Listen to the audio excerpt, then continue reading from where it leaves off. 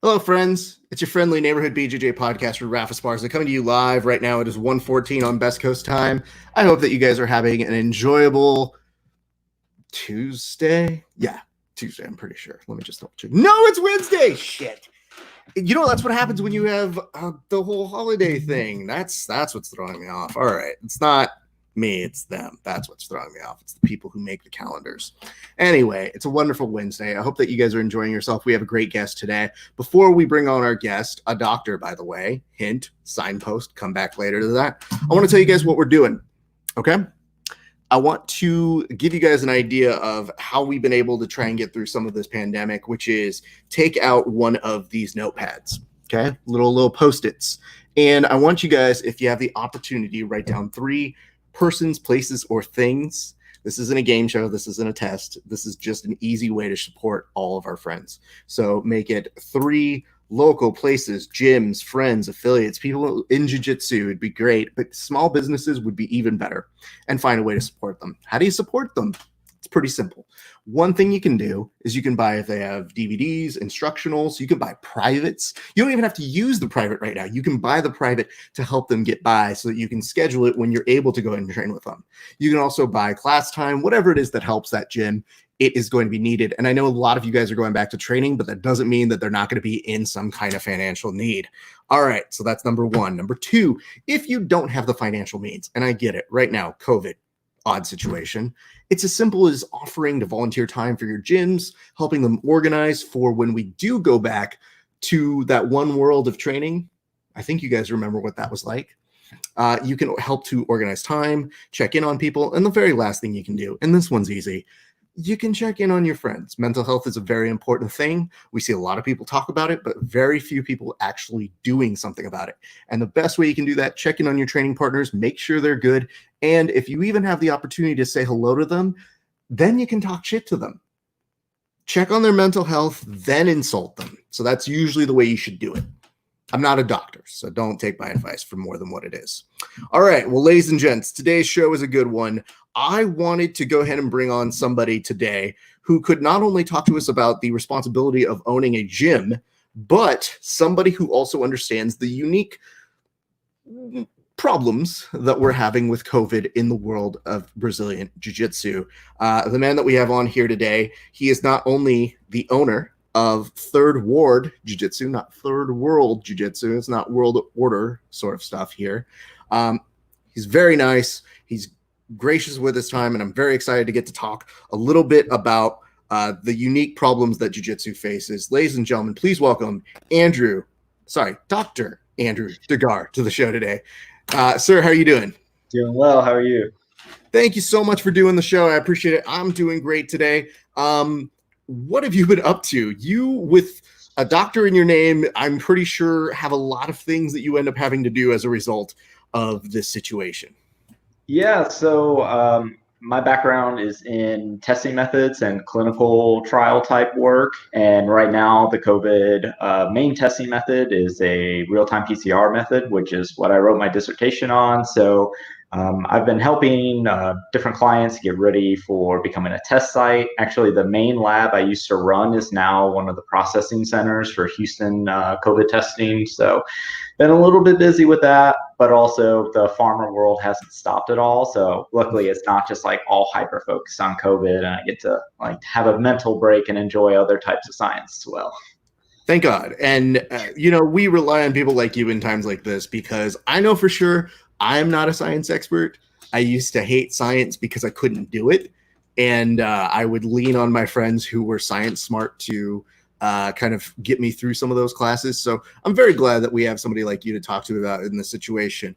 I guess first and foremost, what has been the most difficult thing from an educational standpoint that we have had to do with people in this pandemic? So I feel that ever since social media got really big, that a lot of people quit trusting scientists. Once I think it was when Jenny McCarthy was really going on the anti-vax campaign she was on, that all of a sudden people started to forget that scientists really dedicate our whole lives. Like I was in school 10 years to get to my doctorate, and the majority of people on social media just like Google something. They don't really understand what to research something means. They're just like, oh, I looked it up on Google, now I know. It's like, you didn't actually like compare studies. You didn't write a dissertation on this. You didn't dedicate years of your life into this. So I think trying to get people to understand the difference between Googling and like years of dedication onto a topic is a big difference. I mean, to be fair, Jenny McCarthy did spend 2.5 seasons on Singled Out. That's true. That is a lot of where she conducted most of her research with a lot of horny teens. That's true. It is very difficult to really match experience levels on that. That's I just right. know that from my perspective is I understand a skepticism towards something you don't understand. Yeah. It's violent skepticism that becomes harder to discuss, harder to I don't even know that you can get to debate without at least having a level playing field in terms of, all right, let me provide you the knowledge in which I may have. And if you're somebody like me saying, all right, please educate me on this because I want to go back to training, and it sounds like you're stopping me from training.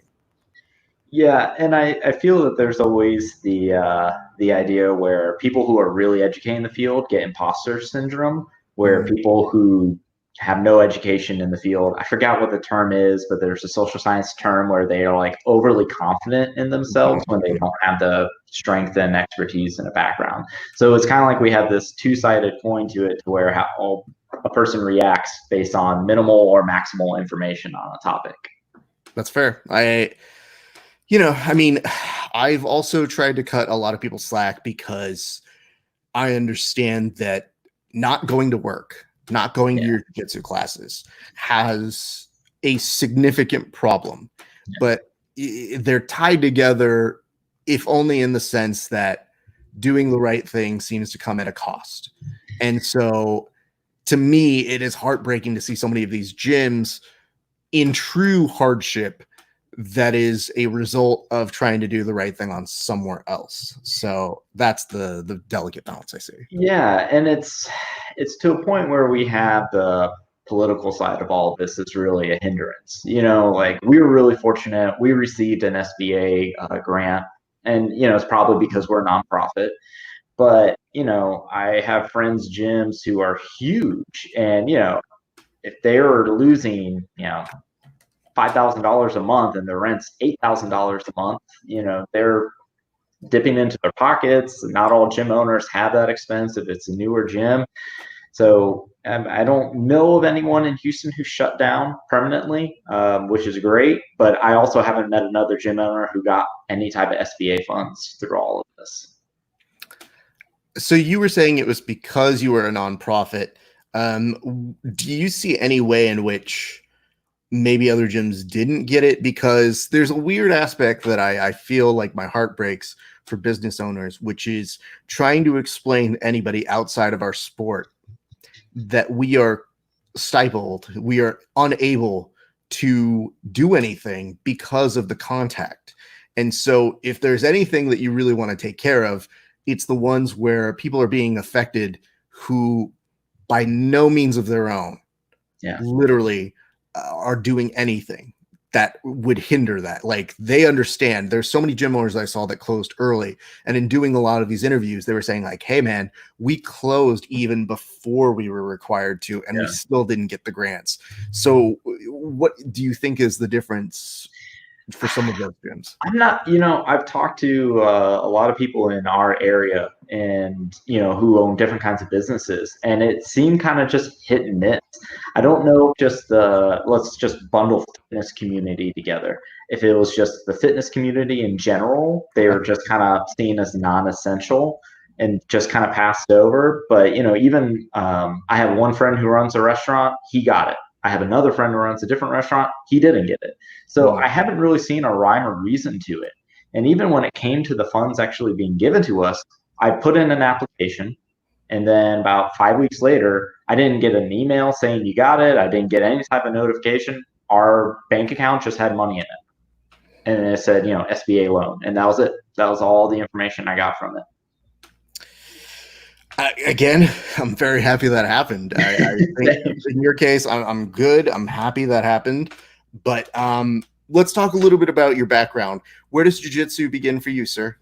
So I started training in Columbia, South Carolina. I was in a Valente Brothers affiliate, more self-defense based jiu-jitsu. I was under a guy named Jack Walker. He still has a gym there. He's maybe a second degree black belt by now. After that, I moved to Savannah, Georgia, where I was under Michael Sergi, Serge Brazilian Jiu-Jitsu and Fitness. He's a Marcio Cruz black belt.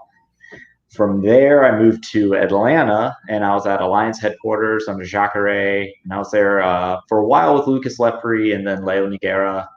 And then I've moved to Houston after that, and I've been under Travis Took, Team Took, until I parted off to do third board jiu-jitsu. So let's talk about this. First of all, these are some terrible names to hear that you've had the ability to train with. All of them garbage jiu-jitsu. Yeah. My friend, was it through the sciences that was having you move around a little bit, or was it different opportunities? What was for the moving? Science, absolutely. I after I finished my master's, I worked for the University of South Carolina for a little bit. I grew up in South Carolina. I moved to Savannah, Georgia to work at a cancer research center there. That led to my doctorate, which I did in Atlanta. And then after I finished my doctorate, I moved to Houston for a job at Baylor College of Medicine. So I just kind of got to hop around every few years. I think I've gotten a different belt from every gym. So we have somebody who's going to ask in a little bit. Christopher James Velez says, I have some questions regarding the closure and social distancing when you have a chance. We're getting there, James. Christopher, we will get there, my friend. We got to do a little bit of that, but I want to give you the heads up that those questions will be coming. Okay, so with that respect, that means you come on over to Texas. How long have you been training for? I started in 2009. And I took about a year off when I moved to Houston, just because I just finished grad school. I had to get settled in my career. So I took just about a year off. So, 9-10 years, somewhere in there. I think you and I have a very similar trajectory. Right as I got back from doing graduate work in Kentucky, I came back to Los Angeles. I'm born and raised out here. Oh, okay. I like doing stuff industry based. So I was coming back this way and I was starting my jiu-jitsu journey because I wanted to start it. I couldn't start it. And then when I finally started, I had some family issues that I had to take care of. So I had to take a year off of jiu-jitsu, and I was irate. Like I was the guy who didn't stop paying even then. I was like, because I told people, I was like, it's going to keep me accountable. Like if I just freely don't go and then don't pay, then I might be one of those guys that falls away. Like, I know I want to do this. I just need a little time to make everything good and make sure that good stuff is happening with my family. And I came back. So I'm one of those stories. But even then I knew, I was like, even if I'm paying, it means that somebody's getting paid as an instructor. So that's how I was in Atlanta. Like, I was doing my doctorate. I literally lived across the street from Alliance headquarters. And when I first started, I was going, to a 6 a.m. class and then a 6 p.m. class, like 3-4 times a week. I felt great. And then the weight of doing the doctorate got on me, and I started like training less and less. I took months off, And when I moved here to Houston, I was very fortunate. My spouse, we met through jiu-jitsu, and so we bought mats. She just finished her master's, so it was like, all right, let's focus on our careers. We have mats at home. We'll just train at home. And it was kind of good prep for right now, because we're in the same boat right now. I could imagine that. Now, so you get out to Houston. What brings you out there, though? The Texas Medical Center. So it's the largest medical district in the world. I remember reading one point over like 80 institutes, medical-based institutes, all in one area right outside downtown Houston. It's like the size of downtown LA, but it's all medical colleges or, academic-based startups. So it's a huge place for people with my background.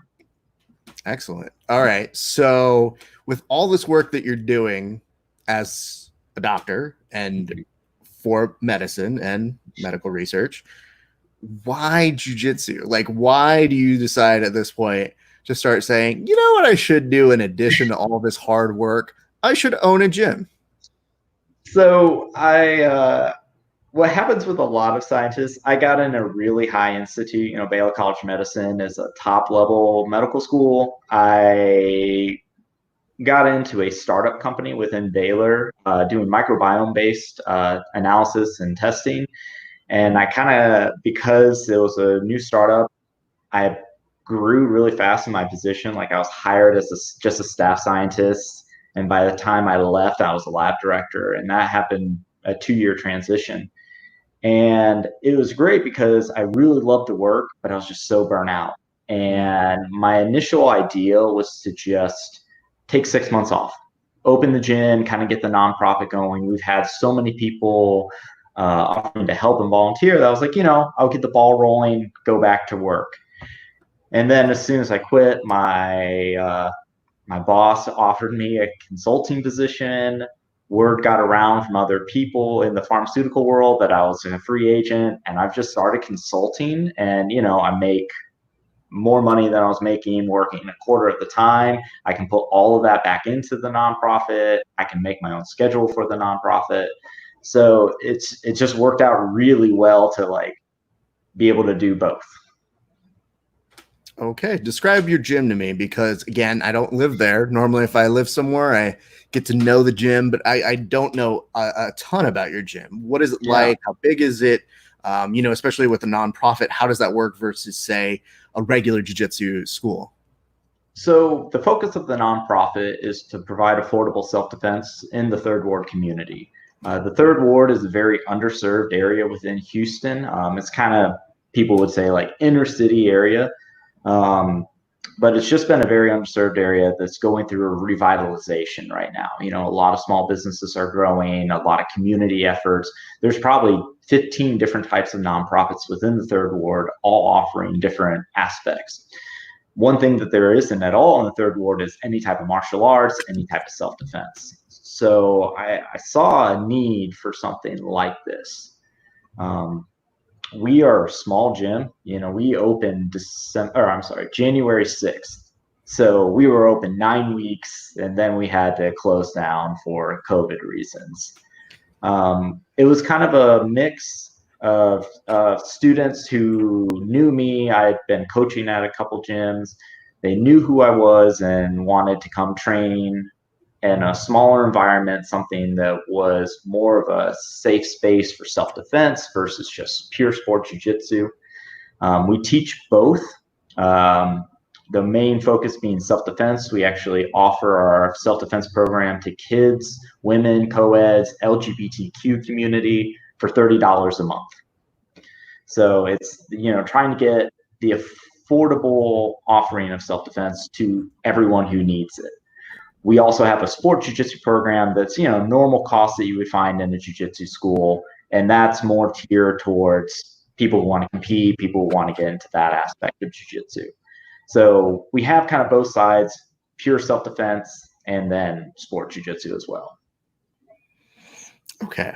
So that's, okay. So you're almost attacking it from two entirely different levels. One of which is, obviously catered toward an audience that may not even know much about jiu-jitsu, and that you understand there is a benefit for them, and that, hey, if they want to come and do the sports side, great. But at the very least, this is something that helps to keep them safe, potentially in the future, and that informs them it's a public good kind of a thing. Exactly.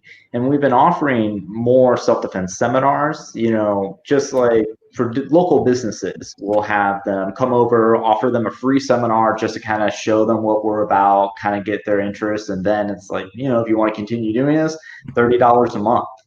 And we've been doing different outings within the community. If there's this group called Houston Black Market, and it's for Black entrepreneurs in the Third Ward area to come and show their wares and, sell products. And so we did a demonstration at one of those events where basically it was my spouse doing the self-defense techniques to me, throwing me for like 3 hours straight. So, just ways to get people involved and see it. We kind of offer them, hey, if you want to try a couple of these techniques with us, and then, try to get them into the gym. So let's take this on a pause for a second. I want to go back. You said that you were closed. Does that mean you were temporarily closed? Are you reopening? Okay. temporarily closed. I can't remember when. We did before the city shut down. You know, I with my science background, I started looking at the numbers and the rate of infection we were seeing in Houston, and we shut down probably a week or so before the city did a stay in place. We are planning to reopen June 1st for very limited, no contact training for a little while, more just to get people out of quarantine shape because uh, I will say I myself haven't been the best at being very active. So I know others may not have been as disciplined either when I you're don't working at think home you're all day. alone. Like, listen, I do a lot of this, and I enjoy doing the production. I enjoy doing the post production stuff.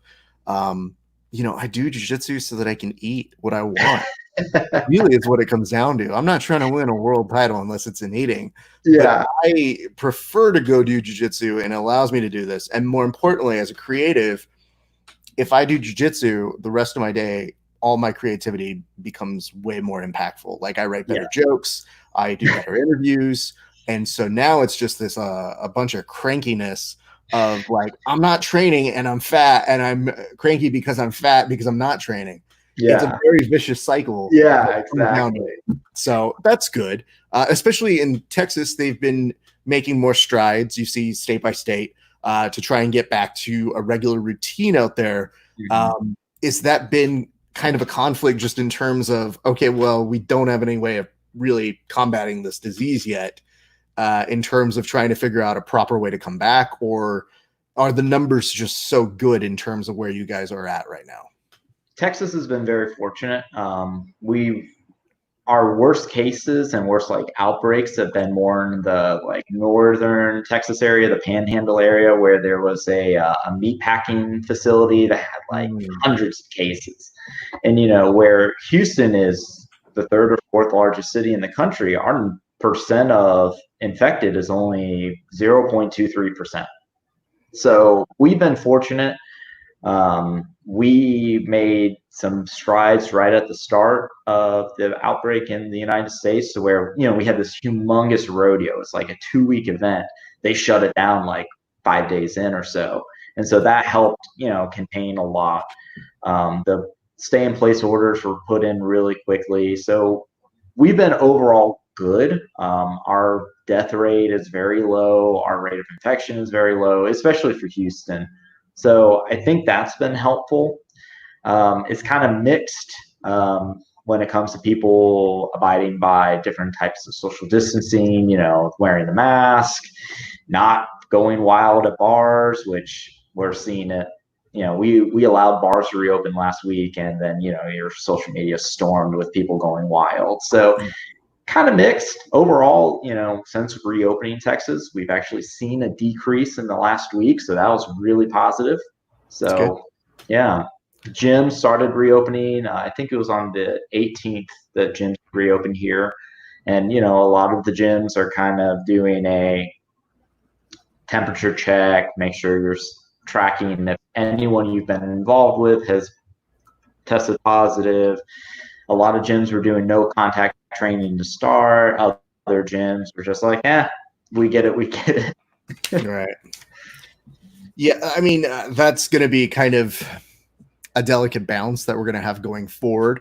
I know out here in Los Angeles, we are, I guess, on some days doing better on numbers, but we are a destination that people come to.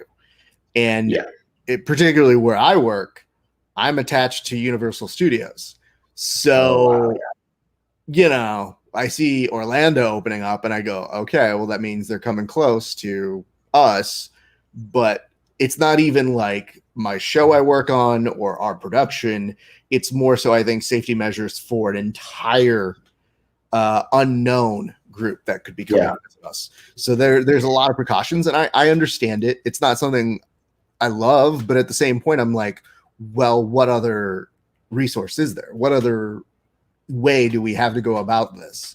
And in that sense, I would rather be more preventative and smart than just being like, well, I want to go to work, so fuck these guys. Yeah. And, I love Texas. I'm so happy to have moved here. It's a very different lifestyle than what I was seen in Georgia and South Carolina. But yeah, basically most of Texas is just like, well, we're Texas, we're going to do what we want. And overall, it's not a bad thing. But during a pandemic, sometimes you're kind of, a little cautious about how Texas were acting. And it's for all this reopening, and when it comes to different gyms, it is state by state and even city by city. Parts of Texas, the rate of infection is higher, but Houston, we've been good. We have different methods in place to try and mitigate the risk. That's a big thing that people are pushing. There's no way to prevent it. Just like with flu outbreaks or any other type of viral diseases, it's not about just posting up in your house for the rest of your life. It's about mitigating the risk and like how much we can try to prevent mass spread. That makes sense. I guess one of the questions that we got here, and I might want to combine it with one of my own. This is from Christopher James Velez. He says, what do you think in case of Sweden? As of recently, I believe they were starting to say they won't reach herd immunity on their case. And he says also, what do you think of the lower percentage of the death rate of 2%? And then there's an additional question here that says, also, how can we, the general public, sift through the misinformation? So, I guess, answer those in like 2 seconds, all three of those questions. Yeah. So misinformation is one of the hardest things because, as I was saying, I don't remember if we were on the air if this was before, when it comes to social media, everyone has a voice. So it's kind of hard to really guide through it. When it comes to actual published information, there is peer-reviewed scientific journals. They're the best source of real data. Your public health department is probably a good source. I've been citing the Harris County Public Health, looking at our percentages, our increase of cases, all of that. Stay off major media because they're all wrong. When it comes to No, I wanted to just maybe interject here. I don't think you're necessarily wrong on that. I think part of the misinformation spread that we're also having here is also people not having a flexible mind to know that the science is going to evolve, or at least our understanding of it is going to evolve. So therefore, when they see something like a retraction from the CDC or the World Health Organization, they go, well, what do they know? Yeah. It's like, oh no, we haven't seen a pandemic in modern time. The last huge one was, in the early 1900s, the Spanish flu. And, we're trying to look at certain guidelines that were in place 100 years ago and implement them into society today. And it just doesn't work. That's, it's a whole different world. In school and graduate school, I've taken immunology courses and epidemiology courses, and we know about this. We've been knowing that another mass pandemic could happen, and we've kind of had the idea on what to do, and it's just not going how we thought it would at all. We had no clue that, modern travel would just spread it so fast. Having said that, okay, maybe that's a good jump off point. We can return to, I guess, part of that other question in a second. I think my concern, and I say this as a bigger state, a bigger city, I understand it's not going to be the same for other cities, but there's so much of a prominence of, okay, well, in our general area, we've mitigated most of the risk. Yeah. But people go to different gyms. People travel. When they travel, they go to gyms. Sometimes people are even, even on a broader scale, looking at when Jacare, got tested. And we looked at that and I said, well, that's Jacare. And most people go like, well, they caught it. And I was like, well, who was he training with? Yeah. That doesn't mean he was just like getting a grappling dummy and just being like, well, now I'm ready for my major fight. I'm good to go. Like, he's training with somebody. So when we talk about that in terms of reopening for gyms, how much of that is a factor in terms of a concern gyms should have, and how should they go about trying to mitigate that risk as well? Yeah, it's a huge concern just because, the big push was that asymptomatic can spread.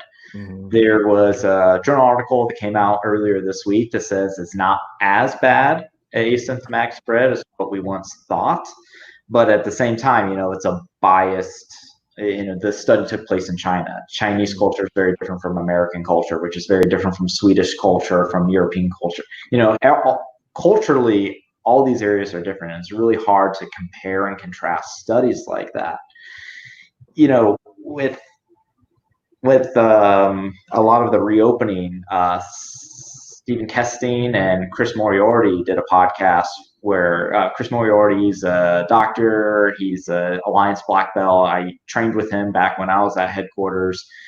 And his whole push is, different phases, like how the countries are doing it.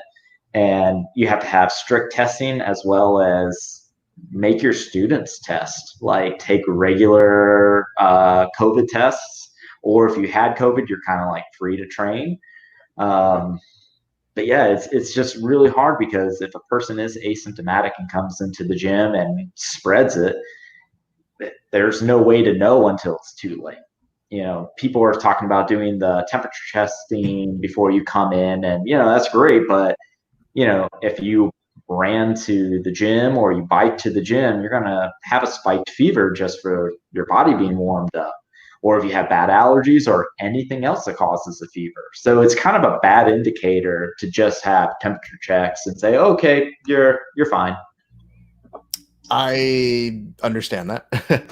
I do feel that's going to be something that people are going to do. So you looked at Moriarty's phase plan. Would you say that that's a pretty good model in terms of trying to implement? Because one of the reasons I asked this is I had him on my show. I talked with Kesting. I understand where both of them are coming from. Mm-hmm. I also understand the great adversity both of them are facing, because there was one guy toward the end who started being like, you're going to bankrupt gyms if you have to do all these things. And I was like, I don't know what to do. Like, this guy is offering his time to give you a solution that gets us back to training. And again, it's never going to mitigate every aspect of the risk. But man, he has no vested interest in trying to help you other than saying, I want to go back to training too. Yeah. And, I actually reached out to Chris. I had him send me his document that he had typed up before he did that big podcast with Stephen. And, I read through it. I was like, oh, this is great. But, it's not real jiu-jitsu. That's the big push that everyone is holed up on is, solo drilling is great. All the DVDs and BJJ Fanatic stuff that came out during this time has been great, but people want to train. People want to roll. And where it's such a high risk, I think it was on their podcast where they said, besides an orgy, jiu-jitsu is the worst thing you could be doing to like spread COVID. And yeah, it's such a tough thing because I want to train again. I'm fortunate I have a training partner in my house, but I have students who don't, and, they're staying at home, and, we were doing Zoom trainings and everything. One of our head gyms was offering that. So I passed the link to all of them. I checked in. I was like, how many of you guys are doing it? And they're all like, oh, no, because it's just not the same. So that's the big crux that we're facing is, people just saying, well, that doesn't seem feasible because I want to train. Right. Is kind of the response to it. Okay. So having said that, would you say that that's the proper way to try and go back? Like, if you were to maybe make any amends or kind of give any further suggestions to it, because I know you're obviously saying he put together a good plan. It was a good first step to getting us back there. But for me, I look at it and go, I don't know that I have much to add from there. Yeah. Do you have any ideas or notes since seeing that as a result of it? Not really. It was very well thought out. I really appreciated his whole approach as well as the whole testing. Students going and getting tested. My only issue is that, certain areas getting tested is very difficult. We're fortunate, for your city, for our city, major cities, it's easy to go get a COVID test. They are uncomfortable, but, it's kind of a safety precaution that's great if you have access to it. And that goes back to the whole politics of accessible healthcare. I'm in a very underserved area. That's the whole purpose of our gym, is to help these people. but I know I have people who train with me who don't have health insurance. And, you know, when you think about full-time jiu-jitsu people, not all of them have health insurance either. So it kind of gets to a risky measure of what people are just going to say, screw it, I'm going to train no matter what. And if they get sick, they get sick. So I think that brings up a good point, which is how do we talked about misinformation. That's a whole different beast. So I think we've covered that well. It is making the implored argument to those who say, this doesn't check out to me. Yeah. I'm going to go ahead and train. Mm-hmm. You know, how do we speak to them about the severity of this, even when we do open back up? Because now I'm thinking, all right, step one was make sure gyms can open back up. Yeah. But that's not the only step. Yeah. Because the virus is not going to be eradicated. It seems like it's going to be something that we're going to continue seeing on a level, especially for a contact sport. So what would you say to those individuals who kind of have that as their perspective right now? So it's kind of a mix because it is a low infection rate. You know, when we look at Harris County, it's, 0.2% of our population has it. And that's super low. When we think about how jiu-jitsu people, we've already had the stigma of people will train when they're sick. And, we've seen flu outbreaks in gyms. And so the severity of COVID versus flu, it depends on different strain that's in the area. Houston's had a very mild strain. We're very fortunate. If we get hit with a harder strain, it's going to be a little different story. It's really tough because a part of me wants to tell people that, have a separate class. The people are just like, screw it, we're going to train, we're going to compete. If you have a gym, like in Houston, we have so many top level gyms, we have top level competitors. Are they just done now? They're like, how can you tell these people make their livelihood off competing? We have one of our main sponsors or partners is Third Coast Grappling. And, I've been working with them. They're holding an event in first week of June. And, we've been trying to figure out how we can hold a safe event. They have myself and then one of their training partners. She's a PhD epidemiology student. And she's been, she and I went to the site they're going to have the event. We kind of like looked at how we could do spacing and everything. So we have to be able to figure out how we can mitigate the risks for our community, for the people who make a living off of jiu-jitsu, not just the gym owners, because, we can do the no contact training, or if it's an MMA gym, they can offer striking, yoga. But when it comes to the actual competitor, people whose full livelihood is off of jiu-jitsu, they have to have something. So whatever they're paying you, it's not enough. So I'll talk to Ryan. I already know they've had so many uphill battles before COVID that this is like an extra hurdle. And they were one of the first to kind of shut down. Yeah. And, my heart hurts for any organizer that has to shut down as a result of this virus. But there was a difference between the way they responded and maybe other promoters may have responded in terms of taking the virus serious. And, I can appreciate Ryan's good faith to try and get that back up and operational. Yeah, Ryan, he's a good dude. He and I have been friends for about a year now. And seeing his actions on all this has been really great. He, if you heard his one podcast where he had all the main big gym coaches from Houston on there, as well as our friend Edgardo got COVID. And he would have come to that event that they canceled last minute. And, I would have been at that event. I'm friends with Edgardo. I would have shaken his hand. And now it's like, oh, man. when you have something that hit that close to home, it kind of makes you like reconsider all of it. So, yeah, the Third Coast team did really good on canceling that event. We would have had a different outbreak in Houston had they not. Well, yeah, let's put it this way. That's the headline you don't want going out of that. The headlines you want are, oh, this person won or this person did this. The headline you don't want is, oh, by the way, jiu-jitsu is a giant failure. We got people to be with the coronavirus. Congratulations, everybody.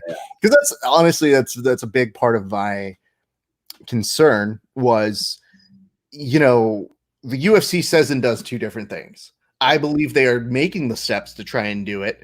I also believe Dana White speaks like an idiot in terms of basing a response around fear rather than saying like, hey, listen, I got to give it to my scientists, my departments for doing what they're doing because we want to get back there and we want to provide a sport for people. A+ answer. Yeah. C- answer. There's fucking fear and these people coming around and thinking that they know what to, you can go stay at home if you want to. And it's like, yeah. And then when you have one of your fighters who lived out of his gym and trained with a small group show up and the system worked, okay? Yeah. We got one guy and maybe, I guess, the other two guys too, but fuck them. They got it, so they're out. And like, what about the opponent? Like, did he get any type of compensation for this? That's what I've been curious on. Again, I'm no scientist, but my main questions as a guy who has covered press at the UFCs before in the post pressers, those questions should have been as follows, and I don't think they were asked. I think one was asked, which is, all right, how was Jacare? But the second question is, do you test them after?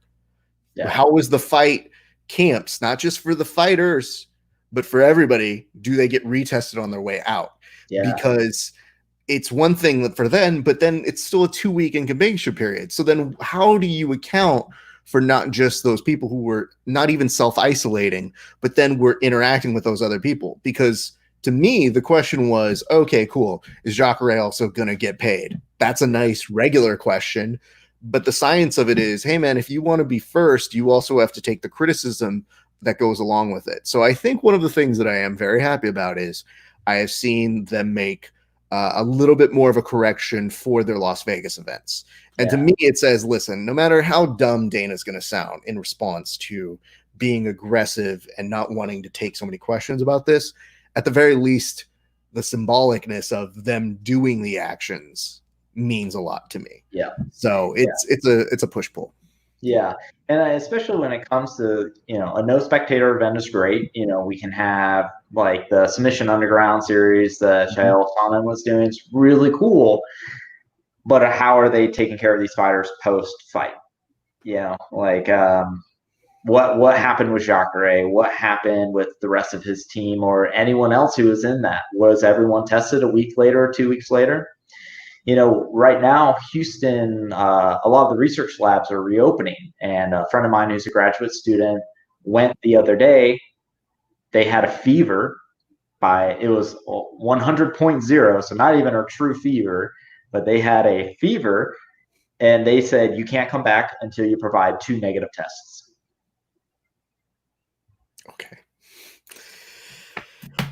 What's so weird is anytime someone says test to me, it always makes me think like I gotta go home and study harder, and then I'll see what happens. With this, there's not really a like, hey man, I gotta do like a sauna, sweat this thing out. Like it's just, well, it's what happened, dude. So you just gotta do the time, and hopefully things work out as they may.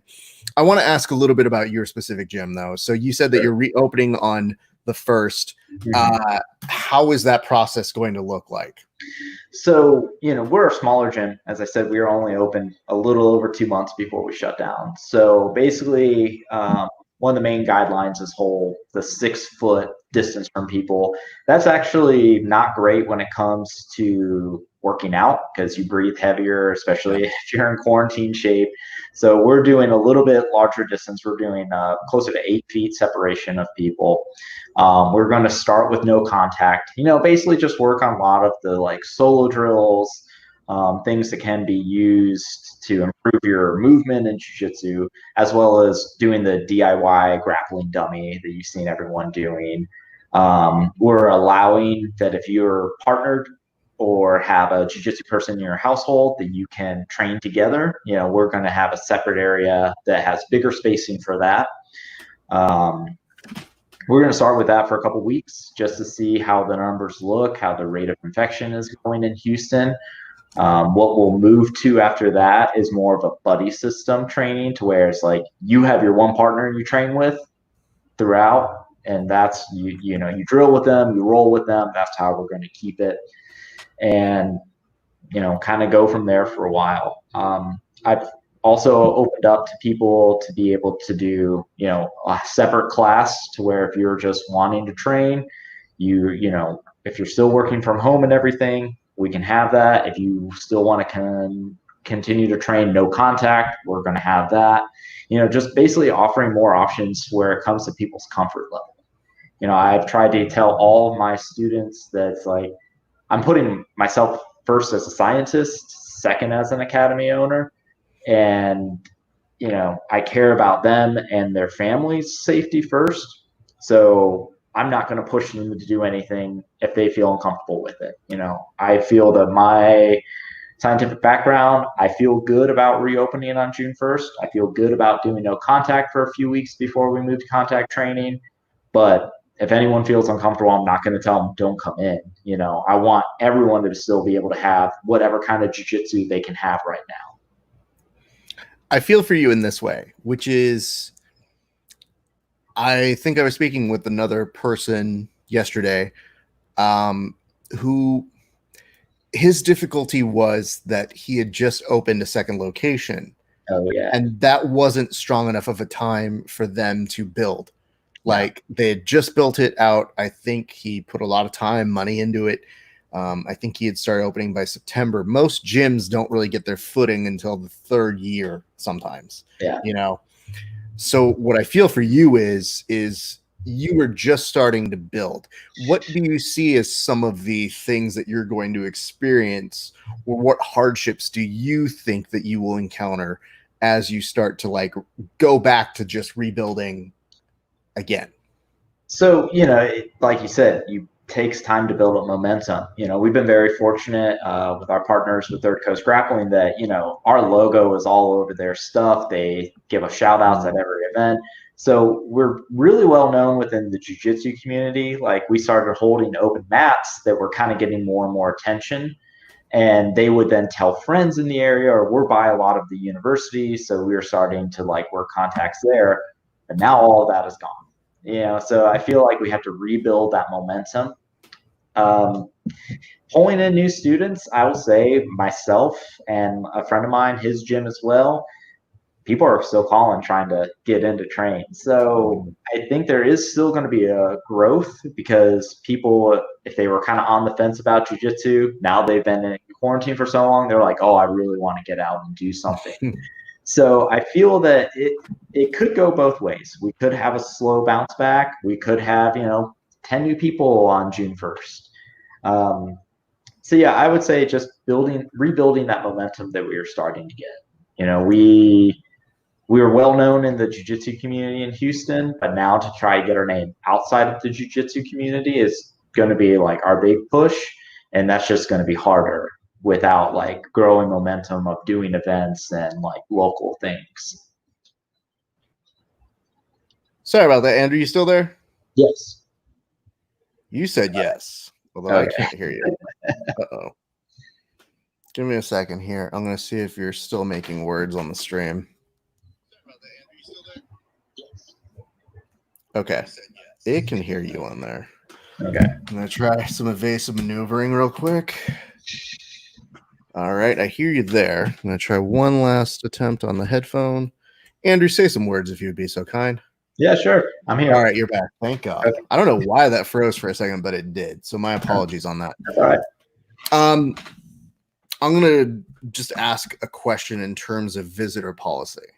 Mm-hmm. To me, that has been something that I don't know much about. I don't know what your opinions on it are, but I do a lot of go visit gyms, go train with them, do interviews with people there. And one of my thoughts was I want to get as many narratives out there as possible. I want to give people an opportunity to say what they had to endure, what they're looking to do, how they overcome these things. And then I immediately was like, I don't know that I can. And it made me start to think of it on a larger issue. So can you speak at all about the possibilities of gyms for visitor policies? Because I don't know that that's something a lot of people are necessarily thinking of. And if they're just opening to reopen, it doesn't seem like it's a concern. Yeah, so I cross train a lot of different places right now just because with my schedule and trying to get better well known within our community, I cross train at 3 different gyms in the city. And anytime I travel for work or for pleasure, I always pack a gi and a rash guard. So, Right. this has been something I've been worried about as well.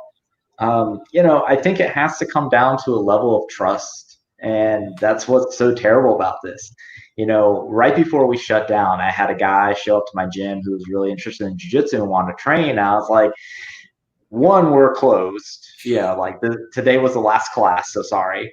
And then I was like, two, we gotta build a trust in people. And right now where everyone's been working from home, you hope people are being smart about it.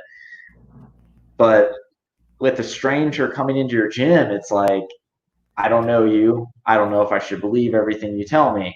So it's kind of a hard balance, like different groups are doing questionnaires. And I think that's probably the best policy is just, asking the people, have you been exposed to anyone? Have you had any symptoms?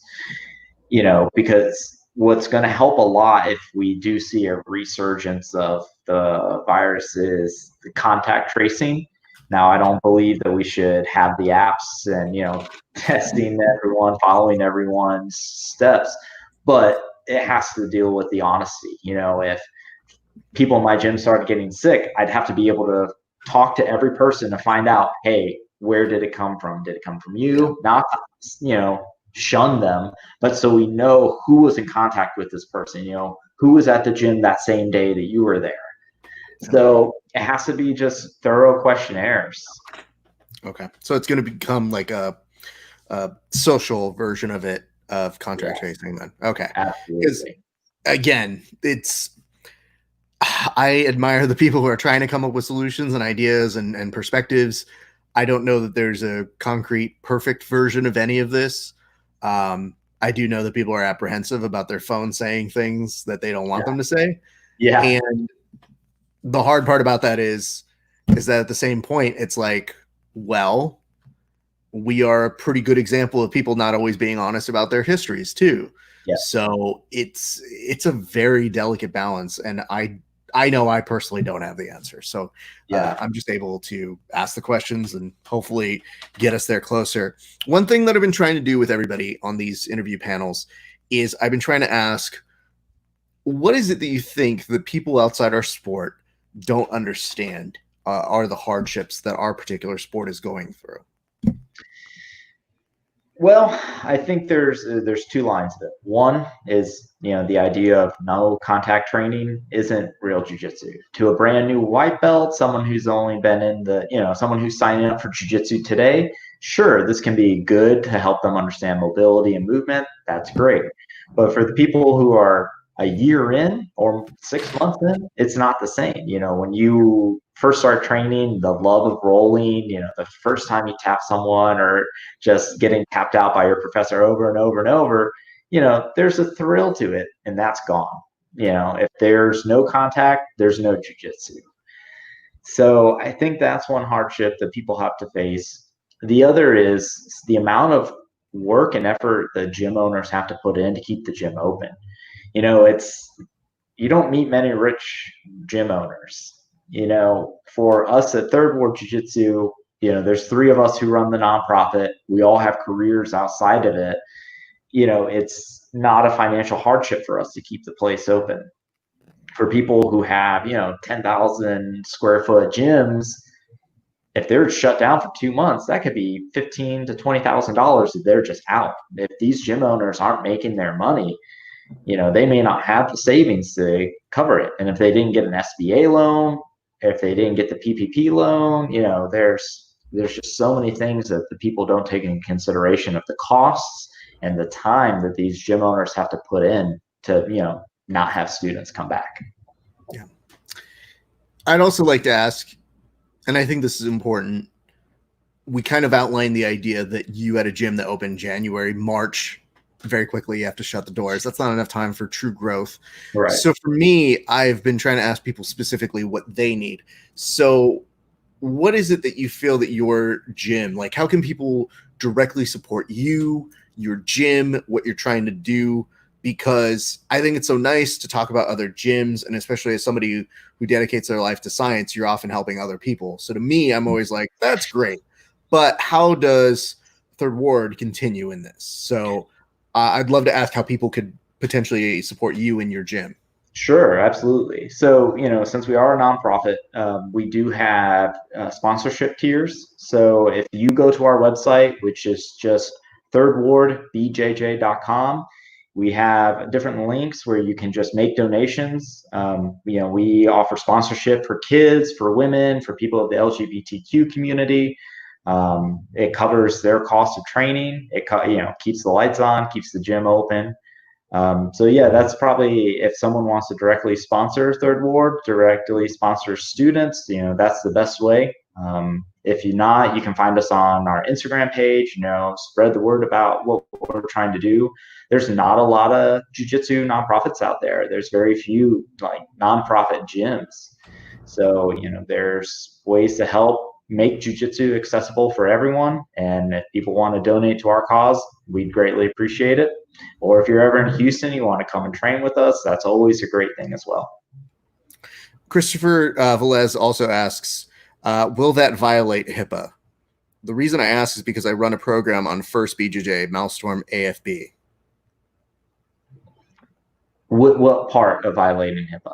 Yeah, I'm going to ask him for a clarifying on that. So, because HIPAA has to do a lot, I've seen a lot of people misusing, violations of HIPAA, it depends on what type of medical record you're looking for. We're not asking you to provide testing records. Most people are just saying, have you been exposed?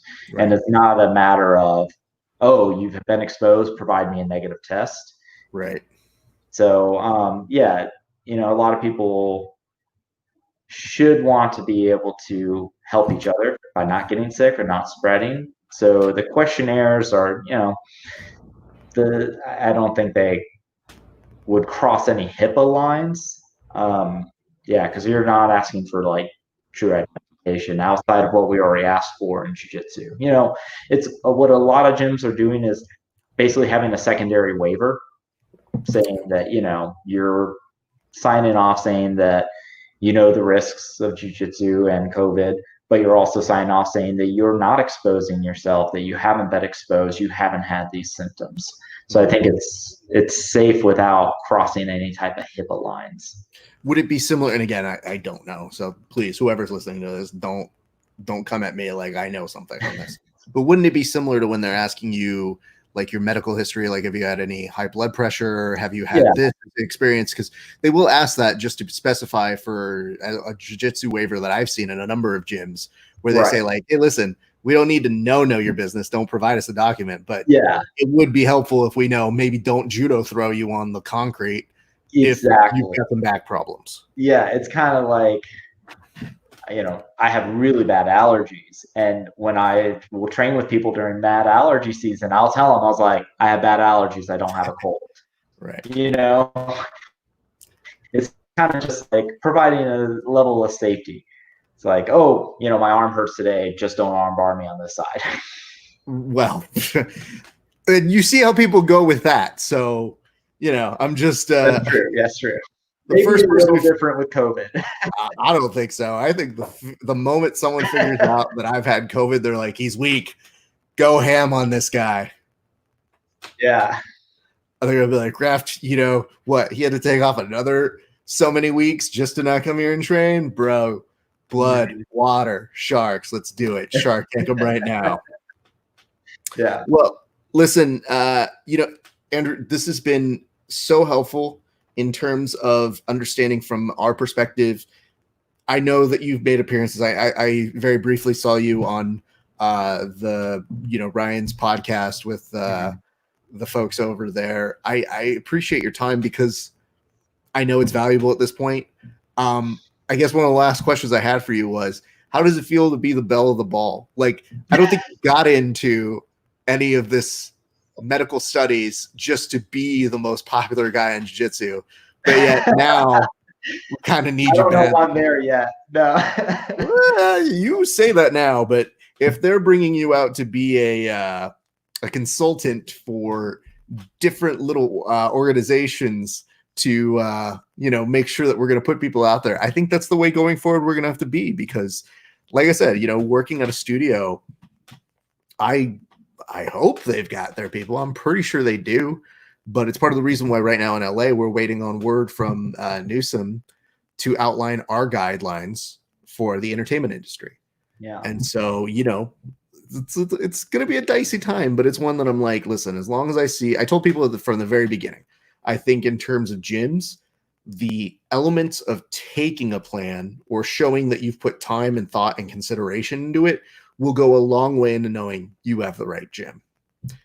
Absolutely. And, that's what I've tried to push to so many people. I've really pushed Chris Moriarty's, right up. I was so happy that he and Steven did that podcast, because I could directly, I had the document he emailed out to me, and I didn't want to send that around to everyone. It's like, here, read, 10 pages on reopening, but them having a podcast for people to listen to is just such a great thing. It's been nice to be able to connect with different groups. I've been friends with the Third Coast Grappling team for about a year now. They partnered with us and started sponsoring us almost immediately. So, I'm always happy to help them out however I can, because they've done so much for Third Ward Jiu-Jitsu in our community and just Houston Jiu-Jitsu in general. I mean, they've really put our Jiu-Jitsu culture on the map. And, the other groups, I'm happy to do this because I know a lot of jiu-jitsu people who are in the medical field, and, being a gym owner and being a jiu-jitsu person has its perks that I can try to show both sides of it.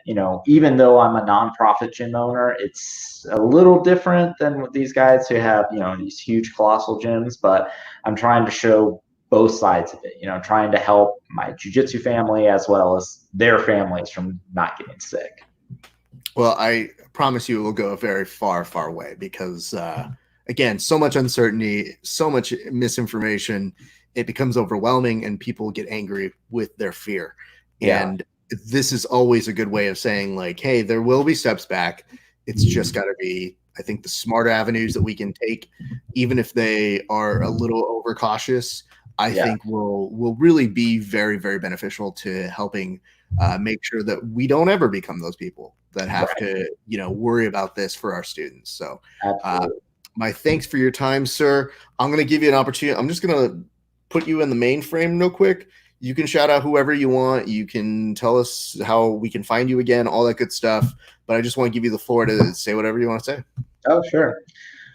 So Third Ward Jiu-Jitsu is a 501c3 nonprofit in Houston, Texas. Our focus mission is to provide affordable self-defense within the Third Ward community. If you'd want to sponsor any students, you can check us out on our website, thirdwardbjj.com. We're also on Instagram as well as Third Ward BJJ.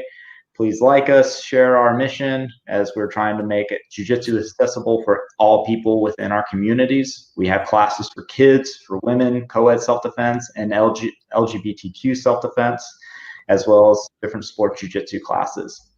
Thanks to all of our friends with Third Coast Grappling, our friends up at Fuji Mats, and Team Took in Houston. Well, tell you what, man, I very much appreciate your time. I'm just going to close up real quick, but I'll talk to you off air if you don't mind sticking around for just a second. Sure, absolutely.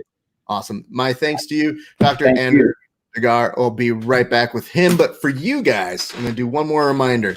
Take out one of these Post-its. It's pretty easy. Write down 3 names, businesses, people, places, things. It could be your local taqueria down the street. I don't care what it is. Make sure that you guys are supporting small businesses and give them the love that they need in this time. So that means financially, especially for jiu-jitsu folks, DVDs. Keenan doesn't need your money. I love Keenan. He just doesn't need it. And if he has an issue with that, he can talk to me directly. But guys who have instructionals, privates, seminars, see if you guys can join together and bring people out to your gyms. Find out ways to make events when you are able to reopen safely. And if you can't even do that, it's pretty simple. Find ways to organize for your gyms. Find ways to donate your time to help with any kind of efforts that your gym needs, inside or out. Because guess what? A lot of people want to talk about how clean their gyms are. ringworm still happens. So maybe you could even offer to clean your gyms. I saw a few of the guys for a gym that's right near me who offered and then went out to go clean their instructors' gyms, which I thought was a really dope thing to do. Gym owners will appreciate that in the most.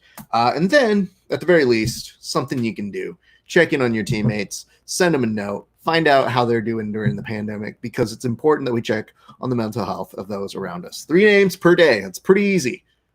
I know you guys may just have done this once, but you can do it again if you've done it before. It's not that hard.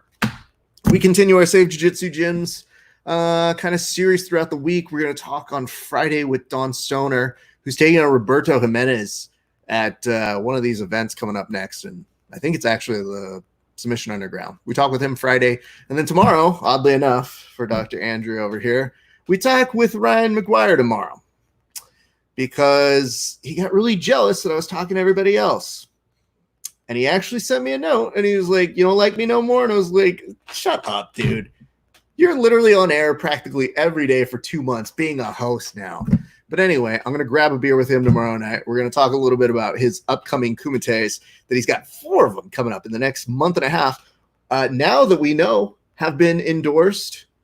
I don't want to say that. That might sound bad to the scientific community. That have been aided by Dr. Andrew Degar, who has helped to come up with some of the safety procedures for them going forward, which I think is a good thing, and a number of opportunities for athletes.